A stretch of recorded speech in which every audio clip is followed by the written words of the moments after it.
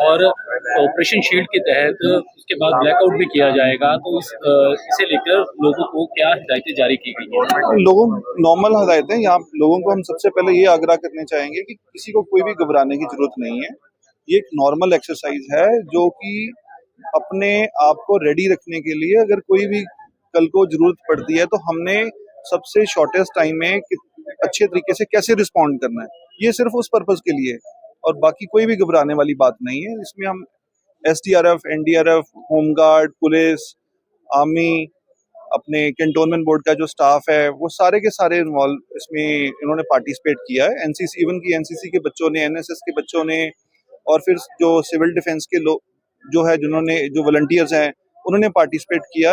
और लोगों में एक तरीके से उत्साह भी है इस चीज को रिहर्सल करने के लिए कि हम भी करना चाहते हैं, सो दैट अगर जरूरत पड़े तो हम इसमें जो है काम आ सकें। पिछली बार भी जो हुई थी मॉक ड्रिल, तो उसके बाद थोड़े हालात नाजुक हो गए नहीं, थे अभी ऐसा कुछ नहीं है, ना ही कोई संदेश है, ना ही कोई डायरेक्शन है, ऐसी कोई भी घबराने वाली या कोई भी हमारे पास ऐसा संदेश नहीं है। सब पीसफुल सिचुएशन है। तो थोड़ा पीछे देखने पे भी आया था कि ब्लैकआउट होने के बाद भी लोग जो है फॉलो नहीं करते रूल और रेगुलेशन, तो उसे लेकर क्या कहना चाहिए? उसके लिए हम लोगों से ये रिक्वेस्ट करना चाहेंगे कि जब ब्लैकआउट किया जाता है, जैसे आज रात को भी 9:30 से 10 o'clock ब्लैकआउट होगा, तो उस समय लोग अपने घरों में रहें।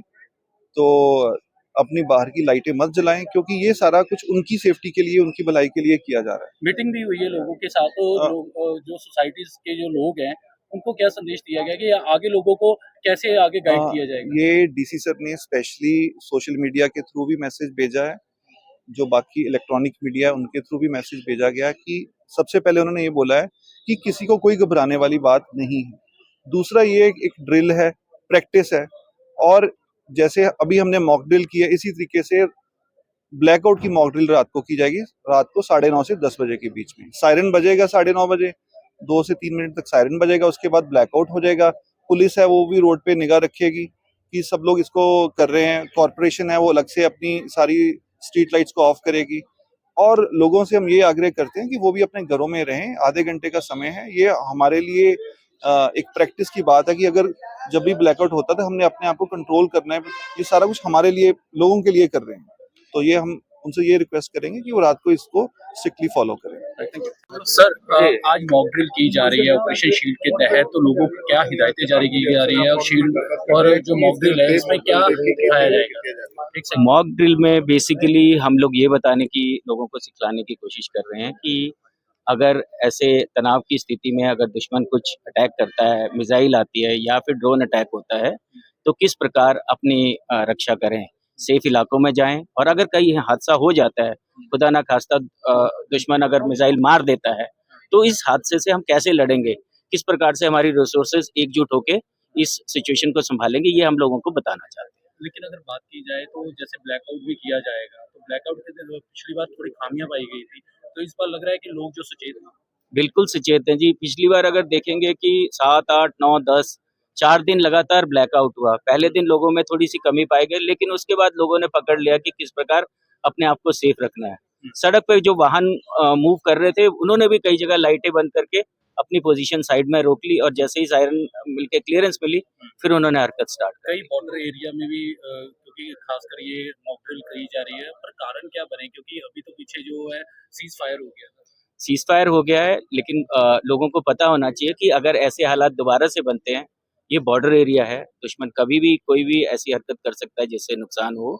तो लोग अपना तैयार रहें, अपनी प्रैक्टिस करते रहें, और साथ ही साथ फौज और सिक्योरिटी फोर्सेज और सिविल एडमिनिस्ट्रेशन जो उनकी ड्रिल्स बनी है, रिसोर्सेज हैं, अगर बार-बार रिहर्सल्स करेंगे, तो हम लोग बिल्कुल जब टाइम आएगा तो एकदम से तैयार होंगे। हमें एक बात की जानकारी दीजिए कि जब पहले मॉक ड्रिल और ब्लैकआउट हुआ था, उसके बाद हालात थोड़े नाजुक हो गए थे। तो इस बार इस तरह के कोई हालात हैं? इस समय ऐसे कोई हालात नहीं है। आप बार-बार न्यूज़ देख रहे हैं, we are under control, and आप किसी को कोई पैनिक करने की जरूरत नहीं है। ये ड्रिल्स इसलिए करी जा रही हैं क्योंकि अगर हालात बनते हैं तो हमें पता होना चाहिए कि हमारा काम क्या है, हर महकमे को और लोगों को। ड्रिल में क्या-क्या सिखाया जा रहा है? ड्रिल में इवैक्यूएशन, फायर फाइटिंग, क्योंकि जब भी कुछ ड्रोन का या मिसाइल का अटैक होता है तो आग लगने का खतरा है। कैजुअल्टी होगी तो इवैक्यूएशन ऑफ कैजुअल्टीज करने की जरूरत है। अगर कोई मिसक्रिएंट आसपास अफरा तफरी मचाने की कोशिश करता है तो उसको पकड़ने की जरूरत है। ट्रैफिक मैनेजमेंट की जरूरत है, साथ ही साथ लोगों को गाइड करना कि आप सेफ कैसे रहें, पैनिक ना मचे, इन सब चीजों का रिहर्सल करा जाए। कैसा है सहयोग लोगों का? लोगों का सहयोग बहुत अच्छा है, लोग पहले से ही तैयार हैं। अभी लोगों को पिछले जो महीने में जो हरकतें हुई थी उससे लोगों को पता है क्या करना है, तो लोग प्रिपेयर्ड हैं और हमारे साथ कोऑपरेट कर मॉकड्रिल रहे हैं। में कितनी फोर्सेस जो भाग ले रही सर?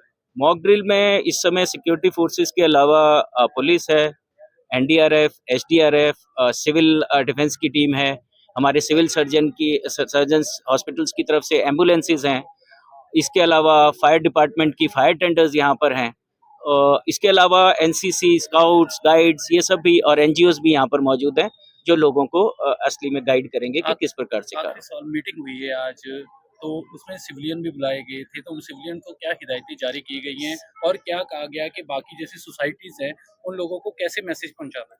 तो सिविल सोसाइटीज के साथ हमने इंटरेक्ट करके उनको ये बताया, पहले तो उन्हें सचेत और सजग रहना है। अगर सिटी में ऐसे कोई मिसक्रिएंट्स हैं जो हमारी खबर बाहर दे सकते हैं, उनको पकड़ना।